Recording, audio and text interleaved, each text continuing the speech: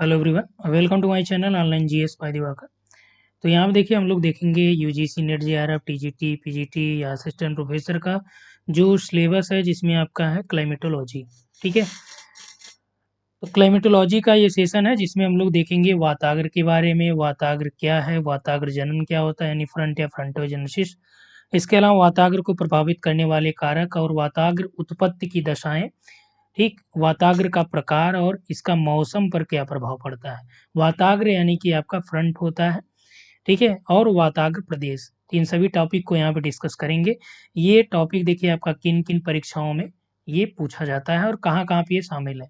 तो सबसे पहला तो आपका यूजीसी नेट जेआरएफ का जो क्लाइमेटोलॉजी का यूनिट है, सेकेंड यूनिट, उसमें आप देखेंगे वायु राशियाँ और वाताग्र दोनों मेंशन है।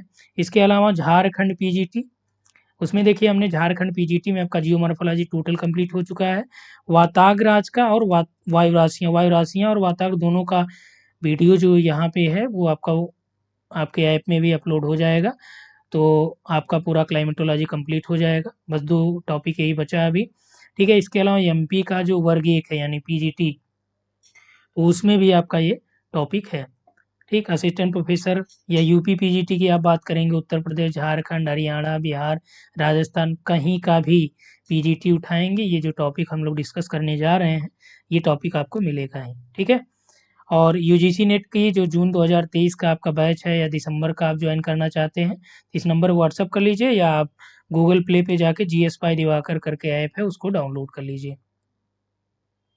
ठीक है, तो चलिए टॉपिक पे आते हैं हम लोग। तो सबसे पहले ये जानते हैं कि वाताग्र क्या होता है।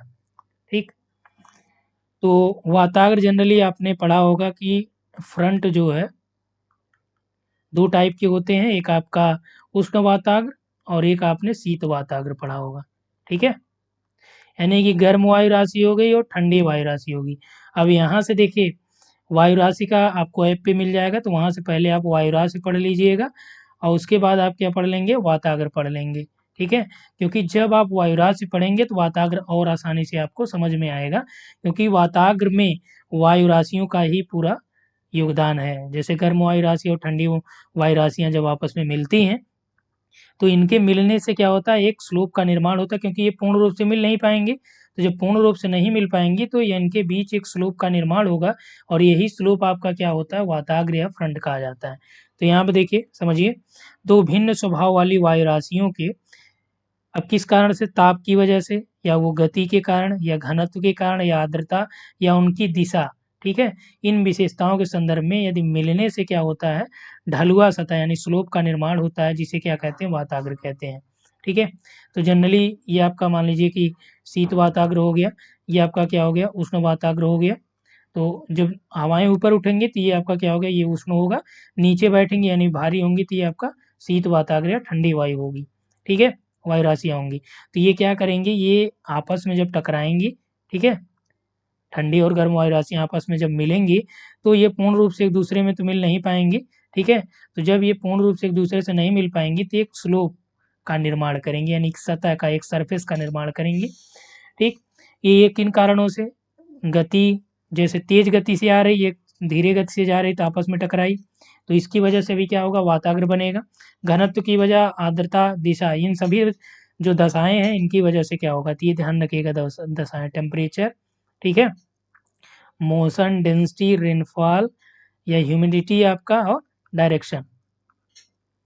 2 भिन्न स्वभाव की वायु राशियां आपस में मिलकर एक संक्रमणीय क्षेत्र का निर्माण करती हैं, जहां दोनों वायु राशियों की क्या होती है, विशेषताएं पाई जाती हैं। ऐसे ही संक्रमणीय क्षेत्र को क्या हम बोलते हैं, वाताग्र बोलते हैं। ठीक है, तो इसे क्या बोलेंगे, ये आपका वाताग्र प्रदेश होगा, यानी कि फ्रंटल रीजन।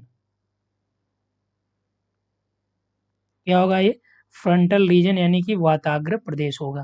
तो ध्यान दीजिएगा, फिर से समझिए, यहाँ पे हमने फिगर में आपको ये बताया कि ये मान लीजिए आपका क्या है, गर्म वायु राशि है, ये आपका शीत वायु राशि है। ठीक है, जब ये दोनों एक दूसरे से टकराएंगी तो क्या होगा, एक स्लोप का निर्माण होगा, तो इसे हम लोग क्या बोलेंगे, ये बोलेंगे वाताग्र। ठीक है, अब ये जो पूरा रीजन है, ठीक है, तो इसमें जो ये वाताग्र बनेगा, क्योंकि ये संक्रमणीय क्षेत्र है, यहाँ पे उष्ण वाताग्र का भी गुण पाया जाएगा और शीत वाताग्र का भी। तो यही कह रहा है कि जहाँ पे दोनों आपस में क्या करती हैं, ये मिलती हैं, तो ये इनका ट्रांजिशन ज़ोन होता है। और जो ट्रांजिशन ज़ोन होता है यानी कि जहाँ पे ये दोनों मिलती हैं, इन दोनों की विशेषताएँ इन पर पाई जाएँगी। यहाँ पे यानी कि ये जो रीजन हो जाएगा, यहाँ पे दोनों की विशेषताएँ पाई जाएँगी, यानी कि उष्ण और शीत दोनों की। ठीक है?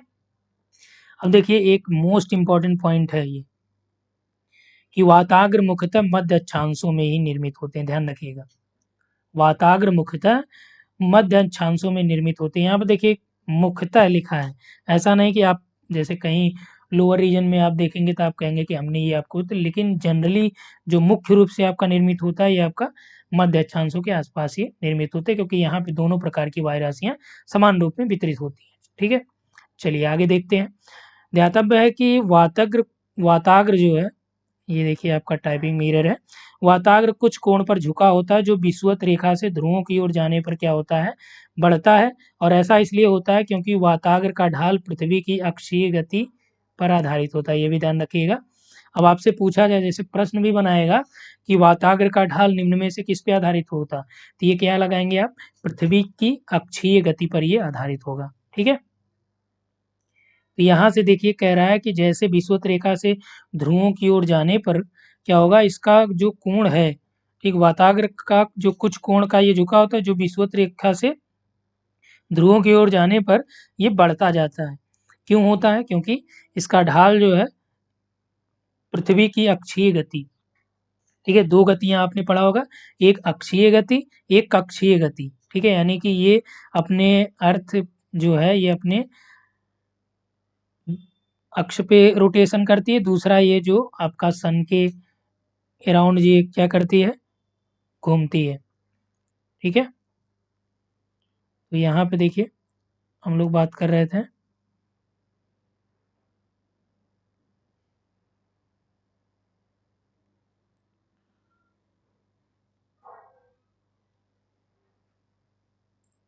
चलिए यहाँ पे हम लोग बात कर रहे थे। अब देखिए यहाँ पे देखिए यही आपका टाइपिंग एरर है। वाताग्र जो है, जो आप लोगों को ये प्रोवाइड कराएंगे इसका पीडीएफ, ठीक है, तो पीडीएफ में ये जो एरर है इसको क्या किया जाएगा, हटा दिया जाएगा, तो वहाँ से आपको ये दिक्कत नहीं होगी। वाताग्र हमेशा बनते हैं, कहाँ बनते हैं, जहाँ पे वायु राशियों के तापमान में बहुत अधिक अंतर पाया जाता है। ठीक है, यानी कि मध्य अक्षांशों पे आप आएंगे तो 23.5 डिग्री पे, कर्क पे या मकर पे, तो यहाँ पे क्या होगा, टेम्परेचर ज़्यादा होगा। तो जब टेम्परेचर ज़्यादा होगा तो यहाँ पे वायु राशि के बीच जो टेम्परेचर का अंतर है वो बहुत ज़्यादा पाया जाएगा। जो ठंडी वायु राशि है, गर्म वायु राशि में अंतर तापमान का ज़्यादा पाया जाएगा। वाताग्र हमेशा वहीं बनता है। वाताग्र हमेशा अल्प वायुदाब द्रोणियों में स्थित होते हैं, ये भी देखिए इंपॉर्टेंट है। ये तीनों जो है इंपॉर्टेंट है। वो भूमध्य रेखा पर वाताग्र का ढाल लगभग शून्य होता है, ये भी ध्यान रखिएगा, क्योंकि एग्जाम के पॉइंट ऑफ व्यू से ये सब मोस्ट इंपॉर्टेंट है, और ये आपसे परीक्षाओं में पूछे भी जाएंगे और डायरेक्ट पूछा जाता है। ठीक है, पूछ दिया कि सत्य या असत्य कथन में या कथन और कारक में ये बना सकता है, तो भूमध्य रेखा पर जो वाताग्र का ढाल होता है क्या होता है, शून्य होता है। जैसे आप भूमध्य रेखा से ध्रुवों की ओर तरफ बढ़ेंगे तो क्या होगा, वाताग्र का जो ढाल है वो क्या होगा, बढ़ता चला जाएगा। ठीक है, ऊपर यहाँ पे आपका मेंशन किया गया है ये। और ऐसा क्यों होता है, क्योंकि जो ये ढाल है ये पृथ्वी की अक्षीय गति पे आधारित होता है। ठीक है, तो ये आपने देख लिया वाताग्र क्या होता है, वाताग्र प्रदेश क्या होता है। अब आप यहाँ से समझिए कि वाताग्र जनन यानी फ्रंटोजेनेसिस क्या होता है। वाताग्र निर्माण की प्रक्रिया, तो जेनेसिस यानी कि उत्पत्ति, तो जहाँ से वाताग्र की उत्पत्ति होगी वही क्या होगा, वाताग्र जनन कहा जाएगा। वाताग्र के नष्ट होने की क्रिया को क्या बोला जाता है, वाताग्र क्षय बोला जाता है, यानी फ्रंटोलिसिस बोला जाता है और फ्रंटोजेनेसिस। तो ध्यान रखिएगा ये प्रश्न पूछे गए हैं आपसे, इंटरव्यू वगैरह में पूछा जाता है कि फ्रंटोजेनेसिस क्या होता है, तो जनरली इंग्लिश में ही पूछते हैं फ्रंटोजेनेसिस क्या होता है। ठीक है, वाताग्र जनन क्या होता है, वाताग्र क्षय क्या होता है। तो वाताग्र जनन, जनन का मतलब उत्पत्ति, क्षय का मतलब विनाश यानी कि समाप्ति। ठीक है, वाताग्र जनन और वाताग्र क्षय की प्रक्रिया से चक्रवात और प्रतिचक्रवात का निर्माण होता है। चलिए मेन पॉइंट जो वाताग्र जनन और वाताग्र क्षय बताने का था वो यही था कि आपका ये चक्रवात और प्रतिचक्रवात के निर्माण में वाताग्र जनन और वाताग्र क्षय प्रक्रियाएं क्या होती हैं, अपना योगदान देती हैं। अतः वाताग्र मौसम संबंधी विशिष्ट परिस्थितियों की क्या करते हैं, ये उत्पन्न करते हैं। तो ये भी ध्यान रखिएगा। ठीक है। तो एक प्रश्न आपसे पूछा जाता है कि चक्रवात और प्रतिचक्रवात का पालना किसे कहते हैं। तो चक्रवात और प्रतिचक्रवात का जो पालना है वो क्या है, वो वाताग्र को कहा जाता है। आगे प्रश्न हमने ऐड किया है, 2 से 3 प्रश्न आई थिंक ऐड किए हैं, और यहाँ पे मैं प्रश्न आपको बताते चल रहा हूँ कि किस तरह से आपसे प्रश्न यहाँ पे बनाए जाएंगे। ठीक है। आगे देखिए यहाँ पे दिया गया है, वाताग्र जनन और वाताग्र जनन एवं क्षय से ही चक्रवात और प्रतिचक्रवातों की उत्पत्ति होती है, यानी फ्रंटोजेनेसिस से या फ्रंटोलिसिस से ही क्या होगा, आपका ये वाताग्रों की उत्पत्ति यानी चक्रवातों की उत्पत्ति या प्रतिचक्रवातों की उत्पत्ति होती है, यानी चक्रवात या प्रतिचक्रवात की उत्पत्ति होती है। ठीक है। तो ये चीजें आपने समझ लिया होगा। तो चलिए यहाँ पे नेक्स्ट आते हैं। तो फर्स्ट पेज पे आपने क्या क्या पढ़ा, आपने पढ़ा वाताग्र क्या होता है। ठीक है, वाताग्र प्रदेश क्या होता है, और आपने क्या पढ़ा, वाताग्र जनन और वाताग्र क्षय। ठीक है, यानी फ्रंटोलिसिस। ठीक है, इतना टॉपिक आपका क्लियर हो गया। और आपने ये पढ़ा कि वाताग्र भूमध्य रेखा पर वाताग्र का ढाल क्या होगा, शून्य होगा। जैसे जैसे भूमध्य रेखा से ध्रुवों की ओर जाएंगे बढ़ता जाएगा। क्यों बढ़ा जाएगा, क्योंकि वाताग्र का ढाल ये डिपेंड करता है पृथ्वी की अक्षीय गति पर आधारित होता है। ठीक है, अब वाताग्र को प्रभावित करने वाले कारक। ठीक है, कौन कौन से कारक हैं, पहला तापमान एवं आर्द्रता जैसे भौगोलिक कारक वाताग्र जनन को प्रभावित करते हैं। ठीक है, आपसे प्रश्न डायरेक्ट पूछा जाएगा, वाताग्र उत्पत्ति किन कारणों से होती है, वाताग्र की उत्पत्ति को प्रभावित करने वाले कारक कौन से हैं। तो भौगोलिक कारकों में आपका तापमान और आर्द्रता है। जैसे ताप और आर्द्रता संबंधित दो अलग अलग गुणों वाली वायुराशियों के मिलने से क्या होता है, वाताग्र बनेगा। समझ में आया बात, कि ताप और आर्द्रता किस कारण से वाताग्र जनन को प्रभावित करते हैं। भैया यहाँ पे कुछ स्पेशल नहीं है आपके लिए, क्या है कि यहाँ पे आपने क्या पढ़ा था, उष्ण वायु राशि और शीत वायु राशि। ठीक, तो उष्ण वायु है तो टेम्परेचर ज़्यादा है, शीत है तो यानी ह्यूमिडिटी इसमें ज़्यादा है। तो यही जब दोनों आपस में मिलेंगे तो क्या होगा, वाताग्र का निर्माण होगा। तो पहला तो ये भौगोलिक कारक हो गया। दूसरा देखिए, इसके अलावा गतिक कारक भी वाताग्र जनन हेतु आवश्यक है। गतिक कैसे, कि वस्तुतः विभिन्न वायु राशियों का अपने मूल स्थान से अन्य क्षेत्रों की तरफ क्या होता है, ये गतिशील होना होता है।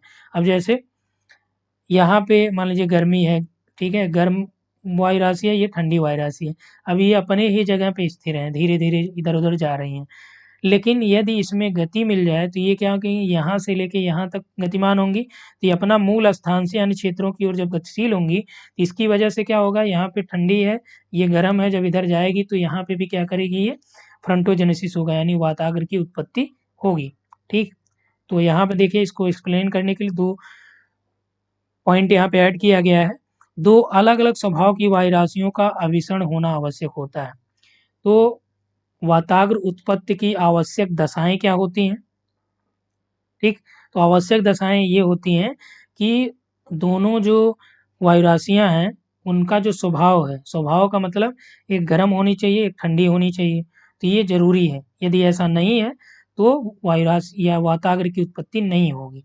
ठीक, विषुवत रेखा पर भी व्यापारिक पवनों का आविष्रण होता है, परंतु स्वभाव में समानता होने के कारण वाताग्रों की उत्पत्ति नहीं होती है।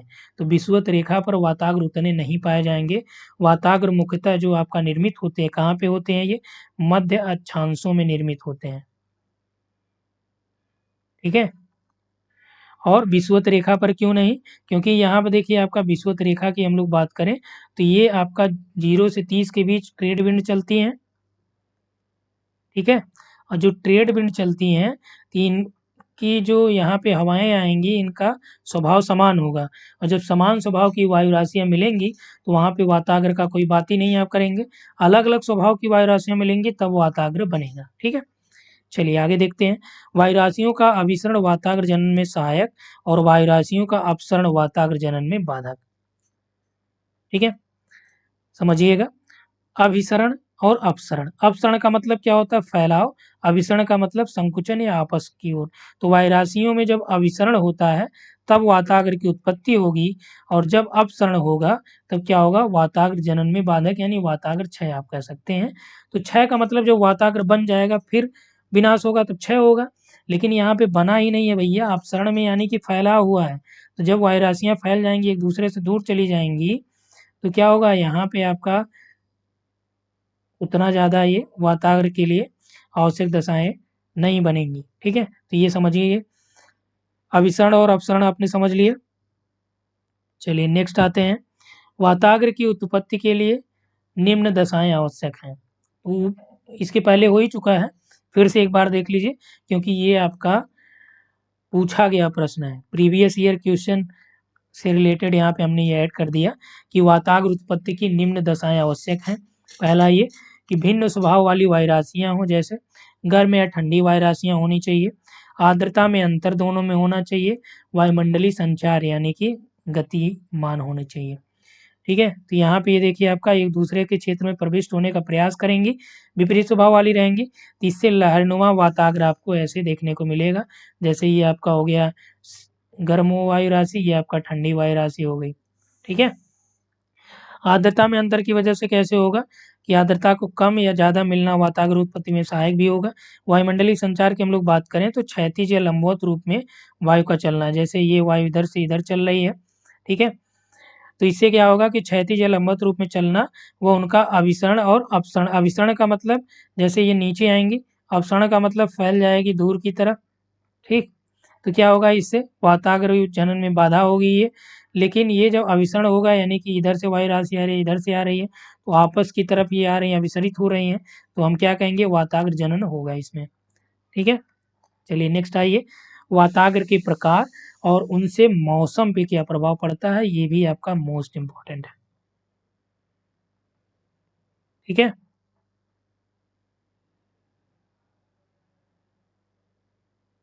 चलिए ये आपका पूरा मोस्ट इम्पोर्टेंट है, इसको जरूर ध्यान दीजिएगा।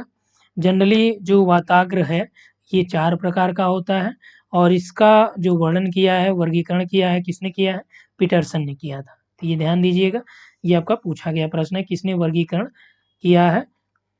तो पीटरसन ने किया है। कितने भागों में? 4 भागों में। एक आपका है उष्ण वाताग्र, ठीक है, फिर आपका शीत वाताग्र है, और अस्थायी वाताग्र या स्थिरवत, या चौथा है संरोधित या अधिविष्ट या ऑकुलेटेड। इसमें देखिए उष्ण वाताग्र में क्या है कि गर्म हवा के ठंडी हवा के ऊपर, यानी गर्म जो वायु राशि है यहाँ पे आपका, ये ठंडी वायु राशि के ऊपर चढ़ेगी, तो ये क्या होगी? ये आपका गर्म हो गई, ये आपकी ठंडी हो गई, तो आपका बनेगा उष्ण। यहीं शीत में क्या होगा कि ठंडी वायु के द्वारा क्या होगा, यहाँ पे ठंडी वायु जो है ये गर्म वायु राशि पे प्रभावशाली रहेगी, तो आपका कैसा वाताग्र बनेगा? ये शीत वाताग्र बनेगा। ठीक है, ये क्या करेगी कि गर्म वायु को ऊपर उठा देने से वाताग्र का निर्माण करेगी। स्थिर में क्या होगा? दोनों विपरीत वायु राशियों के समानांतर में निर्मित वाताग्र, ये दोनों एक दूसरे से इधर उधर जा रही हैं, तो इससे क्या होगा कि एक समानांतर या अस्थायी वाताग्र बनेगा। अधिविष्ट वाताग्र की बात करें तो शीत वाताग्र के गर्म वाताग्र से मिलने और गर्म वायु राशि का नीचे धरातल से संपर्क खत्म होने से निर्मित जो वाताग्र होगा, यानी कि धरातल से संपर्क जो है गर्म वायु राशि का खत्म हो जाएगा, तो ये क्या होगा? संरोधित वाताग्र या अधिविष्ट बनेगा।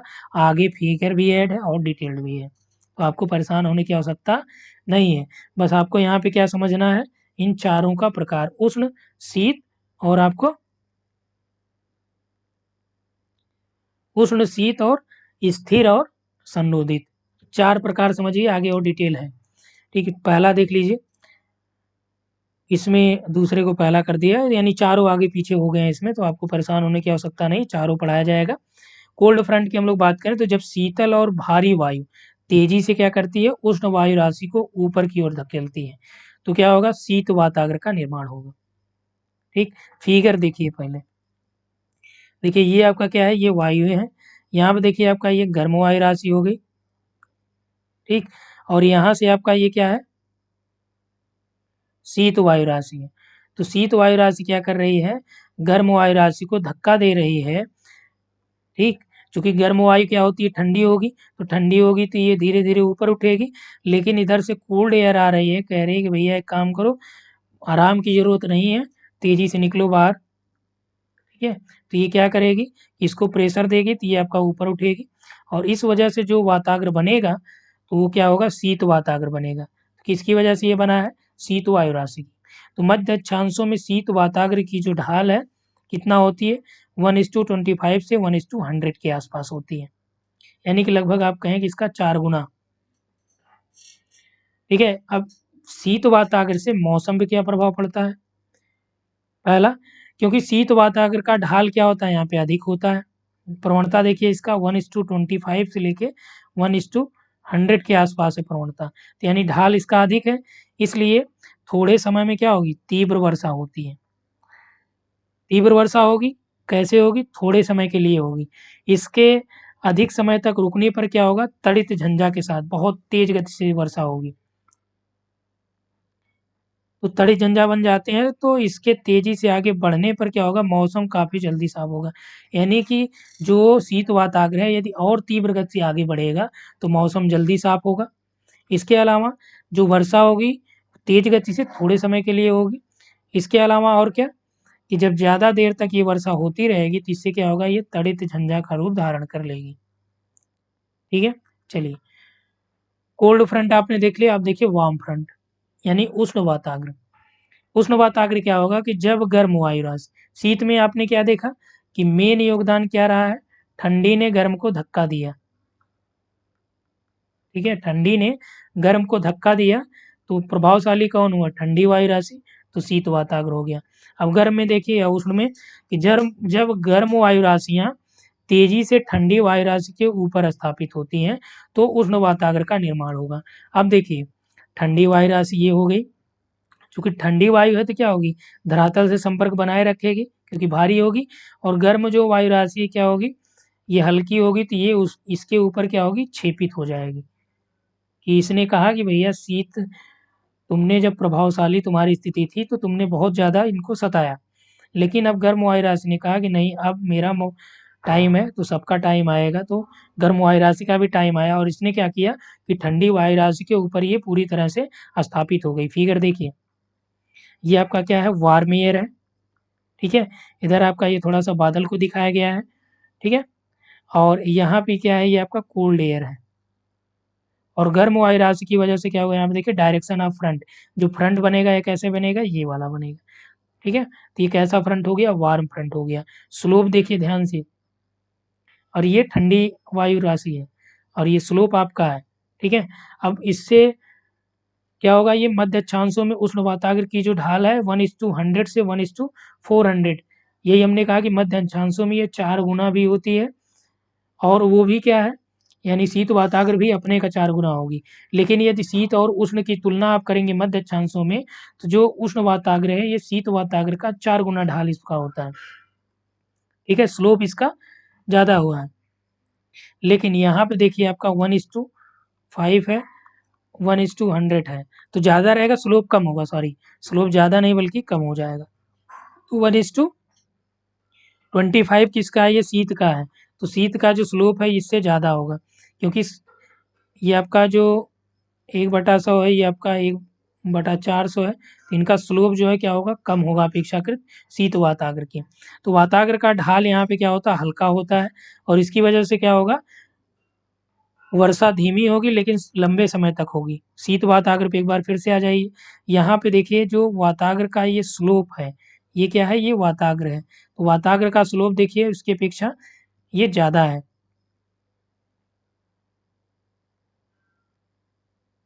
ठीक है, यहाँ पे देखिए, यहाँ पे अपेक्षाकृत कम स्लोप है इसका, तो लंबे समय तक वर्षा होगी। तो उष्ण वाताग्र का क्या मेन रीजन है, मौसम पे, तो मौसम पे ये प्रभाव डालेगी कि वर्षा होगी लेकिन धीरे धीरे होगी और काफ़ी देर तक होगी। उष्ण वाताग्र में बादलों का प्रकार कई बार बदलता है, यानी बादल का जो इसमें प्रकार है कई बार चेंज होगा, जिसमें देखिए पक्षाभ मेघ, पच्छाभ स्तरीय मेघ, उच्च स्तरीय मेघों का या उच्च स्तरीय मेघों का ये निर्माण करते हैं। तो जो उष्ण वाताग्र है तो उष्ण वाताग्र से पच्छाभ मेघ बनेगा, पच्छाभ स्तरीय बनेगा, उच्च स्तरीय मेघों का ये निर्माण, यानी बादलों का निर्माण करते हैं। ठीक है, चलिए आगे। अधिविष्ट यानी ऑक्लूडेड फ्रंट, इसमें देखिए क्या है कि जब शीत वाताग्र उष्ण वाताग्र से क्या होगा, मिल जाता है। तो शीत वाताग्र और उष्ण वाताग्र क्या होंगे, मिल जाएंगे। इसमें क्या होगा कि गर्म वायु का सतह से संपर्क समाप्त हो जाता है। तो जब दोनों एक दूसरे से मिल जाएंगे तो आपने जो बवंडर देखते होंगे आप लोग, इस समय जो बवंडर आप देखते हैं, तो क्या होता है, मान लीजिए यहाँ से कोल्ड एयर आई, इधर से आपका वार्म एयर आई, और इन दोनों में क्या हो गया, ये भंवर धाराएं उत्पन्न हो गई और ये ऊपर उठ जाएंगी, तो इनका संपर्क क्या होगा, धरातल से खत्म हो जाएगा। तो वही कह रहा है, इससे क्या होगा, अधिविष्ट वाताग्र का निर्माण होगा। फिगर देखिए, फिगर से आप समझ जाएंगे अपने आप से। इधर से देखिए आपका कोल्ड एयर आई और इधर से आपका दोनों तरफ से आपका कोल्ड एयर है, और ऊपर से चूंकि जो वार्म एयर है यहाँ पे आपका आएगी, क्योंकि वार्म एयर क्या होगी, ठंडी होगी, तो इधर से दोनों धरातल के आसपास जो है कोल्ड एयर रहेगी, और धरातल से जस्ट ऊपर आपका क्या होगा, वार्म एयर रहेगी। क्योंकि जो गर्म वायरास क्या होती है, हल्की होती है, तो हल्की होगी तो धरातल से इसका संपर्क थोड़ा सा ऊपर रहेगा। तो यहाँ पे देखिए इस तरह का वाताग्र बनाएगी और इसका धरातल से संपर्क नहीं रहेगा। और इसमें क्या होगा, इसमें शीत और उष्ण दोनों वाताग्रों के लक्षण पाए, ध्यान दीजिएगा। यानी कि एक तरह से ये आपका संक्रमण वाला बेल्ट होता है। अब देखिए चौथा, अस्थाई या स्टेशनरी फ्रंट। तो स्टेशनरी फ्रंट में क्या होता है, अस्थाई वाताग्र में दो विपरीत स्वभाव की वायुराशियां एक दूसरे के समानांतर चलती हैं। यहाँ पे आपने देखा एक दूसरे से टकराएंगी, लेकिन अस्थाई में क्या होगा कि एक दूसरे के समानांतर चलेंगी। इधर से कोल्ड आ रही है, इधर से वार्म आएगी। जबकि उष्ण में क्या होगा, उष्ण वाताग्र में ये स्थिति आएगी, शीत वाताग्र में क्या होगा, ये स्थिति आएगी। इसको यानी कि ये क्षेपित करेगी, ऊपर उठाएगी। इस प्रकार से क्या होगा, अस्थाई वाताग्र का निर्माण होगा। फिगर देखिए, इसमें चक्रवातों का निर्माण नहीं होता है, तो ध्यान दीजिएगा, चक्रवातों का जो निर्माण है वो अस्थाई वाताग्र में नहीं होगा। तो यहाँ पे देखिए कोल्ड एयर आ रही है, वार्म एयर है, ये आपका कैसा फ्रंट जनरेट की, स्टेशनरी फ्रंट है। चलिए नेक्स्ट देखिए, वाताग्र प्रदेश। वाताग्र प्रदेश हमने पहले ही आपको बताया कि दो भिन्न स्वभाव की जो वायुराशियां हैं जब एक दूसरे से मिलेंगी तो मिलने पे एक आपका स्लोप बनेगा जिसे वाताग्र कहा जाएगा। और ये जो स्लोप है इसमें दो तरह के गुण पाए जाएंगे, उष्ण और शीत दोनों वायुराशियों के गुण पाए जाएंगे, जो संक्रमणीय जोन बनेगा इसे हम क्या बोलेंगे, वाताग्र प्रदेश या फ्रंटल जोन या फ्रंटल रीजन। तो विश्व में 3 वाताग्र प्रदेश जनरली पाए जाते हैं। एक आपका है आर्कटिक फ्रंटल जोन, ठीक है, तो आर्कटिक फ्रंटल जोन, और दूसरा यहाँ पे देखिए आपका जो ध्रुवीय है, पोलर फ्रंटल जोन, और तीसरा इंटरट्रॉपिकल फ्रंटल जोन है।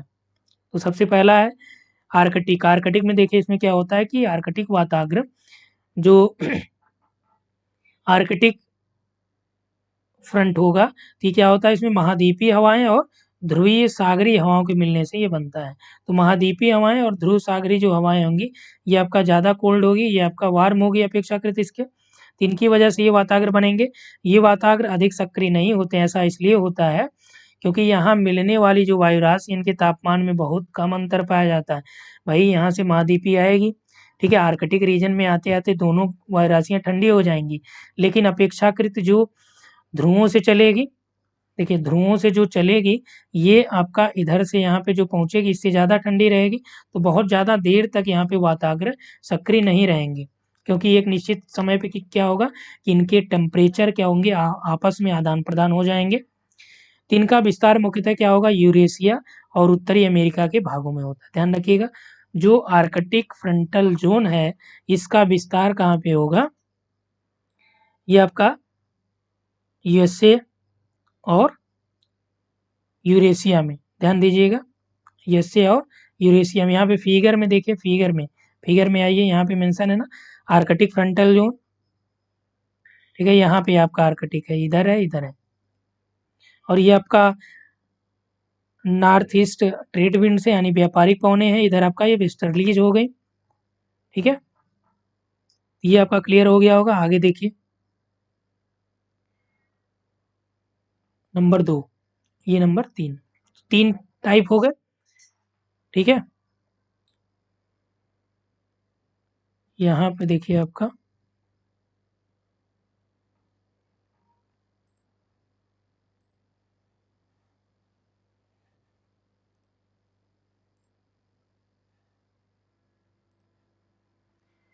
चलिए ध्रुवीय वाताग्र यानी पोलर फ्रंटल जोन। तो पोलर जो फ्रंटल जोन है ये क्या होता है, इन वाताग्र प्रदेश का निर्माण जो है ये दोनों गोलार्धों में कहाँ पे मध्य अक्षांशों में 30 से लेके 46 पर होता है। वस्तुतः इनका निर्माण ध्रुवीय ठंडी वायुराशियों और उष्णकटिबंधीय वायुराशियों के मिलने की वजह से होता है। ये क्या होते हैं, ग्रीष्म ऋतु की अपेक्षा यहाँ पे शीत ऋतु में ये अधिक सक्रिय रहते हैं, यहाँ पे जो वाताग्र होते हैं। ठीक है, उत्तरी प्रशांत महासागर, उत्तरी अटलांटिक महासागर में इनका विस्तार ज़्यादातर पाया जाता है। और जो इंटर ट्रॉपिकल फ्रंटल जोन है, इसकी हम लोग बात करें तो इन प्रदेशों का जो विस्तार है ये विषुवत रेखीय निम्न वायुदाब पेटी में होता है, यानी कि इक्वेटोरियल लो प्रेशर बेल्ट में विस्तार होता है किसका, इंटर ट्रॉपिकल फ्रंटल जोन का। इनका निर्माण निम्न दाब यानी लो प्रेशर पर उत्तर पूर्व और दक्षिण पूर्व व्यापारिक पवनों को मिलने से, यानी जो ट्रेड विंड्स मिलती हैं तो यहाँ पे जो आपका जोन बनता है ये कौन सा फ्रंट होता है, ये आपका इंटर ट्रॉपिकल फ्रंटल जोन बनेगा। व्यापारिक पवनों के अभिसरण से वायु के ऊपर उठने से पर्याप्त वर्षा होती है। तो आप जानते हैं कि इक्वेटोरियल बेल्ट में जब वायु का अभिसरण होगा तो वायु ऊपर उठेगी और ऊपर उठने की वजह से क्या होगा, संवहनीय प्रकार की वर्षा यहाँ पे होती है। ठीक है, अगला देखिए, यह प्रदेश ग्रीष्म ऋतु में उत्तर की ओर और शीत ऋतु में दक्षिण की ओर गतिशील होते हैं। ध्यान रखिएगा, गर्मी में जो इंटर ट्रॉपिकल कन्वर्जेंस जोन होगा ये उत्तर की ओर इस्टेब्लिश करेगा, उत्तर की ओर बढ़ेगा, और शीत ऋतु में ये क्या होगा, दक्षिण की ओर आएगा। तो इससे क्या होगा, ये बैलेंस बनाए रखता है। ठीक है, चलिए यहाँ पे फिगर में आ जाइए। फिगर में देखिए दिया है कि the polar frontal zone is formed by the convergence of the air that flow towards equator from the polar easterlies and prevailing westerlies the temperature zone। तो यहाँ पे देखिए, आप देख सकते हैं ये आपका यहाँ पे मेंशन किया गया है ये पूरा, ये पोलर फ्रंटल जोन हो गया। इधर से जो ध्रुवीय ईस्टर्लीज आ रही है, इधर से आपका वेस्टर्लीज जा रही है, और इन दोनों के सम्मिलन पे ये बनेगा। और इधर आपका ये आर्कटिक फ्रंटल जोन हो गया। और इसके बाद देखिए इंटर ट्रॉपिकल कन्वर्जेंस, ये आपका देखिए ट्रेड विंड्स लिखा है ना, तो ट्रेड विंड जहाँ पे दोनों मिल रही हैं तो यहाँ पे आपका जो बनेगा ये इंटर ट्रॉपिकल कन्वर्जन जोन बनेगा, जिसे इंटर ट्रॉपिकल फ्रंटल जोन भी कहा जाता है। ये आपका क्लियर हो गया होगा। चलिए क्वेश्चन देख लीजिए, निम्न में से जो वाताग्रों का प्रकार नहीं है, तो वाताग्र प्रकार कौन सा नहीं है, उष्ण है, शीत है, स्थायी है, अस्थायी है, कौन सा नहीं है ये, तो इसमें देखिए डी ऑप्शन आपका अस्थायी वाताग्रीय वाताग्रों का प्रकार नहीं है, जबकि 4 प्रकार आपने पढ़ा था, 3 तो यही होगा, एक आपका क्या था, अधिविष्ट था। अधिविष्ट या संरोधित भी आपको ये मिलेगा। ठीक है, ओकुलेटेड। चक्रवात और प्रति चक्रवातों का पालना किसे कहते हैं, ये देखिए आपका फ्रंट है, एयरमॉसेस है, ठीक है, विक्षोभ और हरिकेन है। तो ये फ्रंट यानी वाताग्र। तो चक्रवात और प्रति चक्रवातों की उत्पत्ति आपका वाताग्रों से ही होती है। वाताग्र जनन और वाताग्र क्षय, यही दो चीजें इसके लिए मेन रूप से उत्तरदायी होती हैं। ठीक है, तो आई थिंक ये पूरा आपने कंप्लीट कर लिया है। अब देखिए यहाँ पे लास्ट में फिर से एक बार बात कर लेते हैं क्या क्या आपने पढ़ लिया। तो सबसे पहले आ जाते हैं हम लोग मेन टॉपिक पे जहाँ से हमने स्टार्ट किया था। ठीक, तो आपने क्या पढ़ा, वाताग्र क्या होता है, वाताग्र जनन क्या है, वाताग्र क्षय भी आपने पढ़ा, वाताग्र प्रदेश भी आपने पढ़ा। ठीक है, वाताग्र को प्रभावित करने वाले कारक, उत्पत्ति की दशाएं भी आपने पढ़ा। ध्यान रखिएगा, ऐसा मत सोचिएगा प्रभावित करने वाले कारक ही एक हद तक उत्पत्ति की दशाओं में शामिल है। ठीक है, और देखिए वाताग्र का प्रकार आपने पढ़ा, और इसका मौसम पर क्या प्रभाव पड़ता है वाताग्रों का, ये भी आपने पढ़ा। तो जैसे शीत वाताग्र से जो वर्षा होगी तेज गति से होगी, उष्ण वाताग्र में आपने पढ़ा कि इसमें धीरे धीरे वर्षा होगी। जो अस्थाई वाताग्र है, ठीक है, इससे किसी प्रकार के चक्रवातों की उत्पत्ति नहीं होगी। जबकि उष्ण वाताग्र में आपने पढ़ा कि इससे विभिन्न प्रकार के बादल बनते हैं। ठीक है, इसमें देखिए उष्ण वाताग्र में पच्छाव बादल, पच्छाव स्तरीय और उच्च स्तरीय बादलों का निर्माण होता है। इनका ये स्लोप जरूर ध्यान दे लीजिए। इस वीडियो में हम लोग इतना ही डिस्कस करेंगे, ठीक है। इसके बाद जो है हम लोग वाई राशियों पे आएंगे। हालांकि वाई राशि आपको ऐप पे मिल जाएगा, और आप यदि यहाँ पे बैच ज्वाइन करना चाहते हैं तो ज्वाइन कर सकते हैं। आप ऐप डाउनलोड कर लीजिएगा। ऐप डाउनलोड करके वहाँ पे फ्री टेस्ट सीरीज भी है। यूजीसी नेट का भी टेस्ट है, असिस्टेंट प्रोफेसर का भी है, टीजीटी पीजीटी, चाहे आप झारखंड, एमपी, राजस्थान, हर जगह की चीज़ें अवेलेबल हैं। आप उसको देखिए और इन्जॉय करिए, ठीक है। Thanks for watching.